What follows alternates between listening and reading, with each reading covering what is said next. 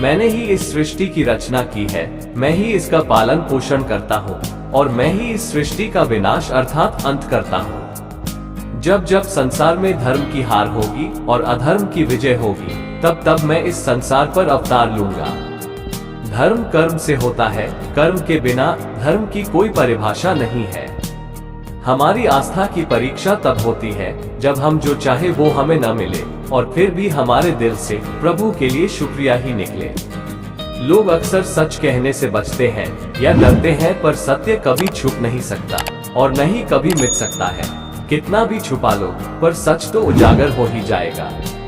अहंकार से इंसान की प्रतिष्ठा, वंश, वैभव तीनों ही समाप्त हो जाते हैं।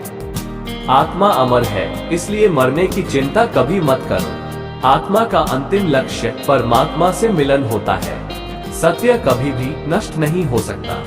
मौन सबसे अच्छा उत्तर है ऐसे व्यक्ति के लिए जो आपके शब्दों को महत्व नहीं देता। नर्क जाने के 3 द्वार हैं, काम, क्रोध और लोभ। कर्म करो और फल की इच्छा मत करो। समय कभी किसी के लिए नहीं रुकता।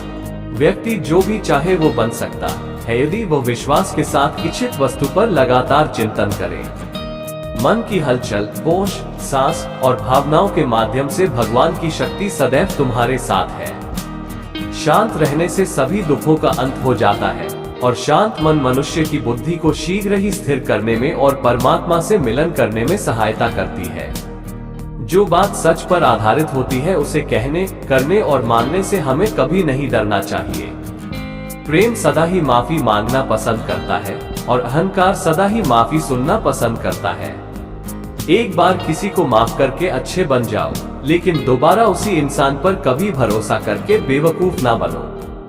धर्म केवल हमें रास्ता दिखाता है, परंतु मंजिल तक तो कर्म ही पहुंचाता है। इंसान की इच्छा पूरी नहीं होती है तो उसका क्रोध बढ़ता है और उसकी इच्छा पूरी हो जाती है तो लोभ बढ़ता है। इसलिए जीवन की हर स्थिति में अपने धैर्य को बनाए रखें। जिस मनुष्य के चारों तरफ नकारात्मक ऊर्जा वाले लोग रहते हैं, उस मनुष्य का मंजिल से भटक जाना निश्चित है। आज यदि आपके दिन बुरे चल रहे हैं तो कल अवश्य ही अच्छा होगा। आप केवल निस्वार्थ भाव से अपना कर्म कीजिए।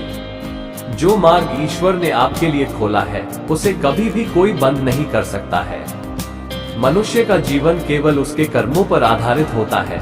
वह जैसा कर्म करता है उसका जीवन वैसा ही हो जाता है।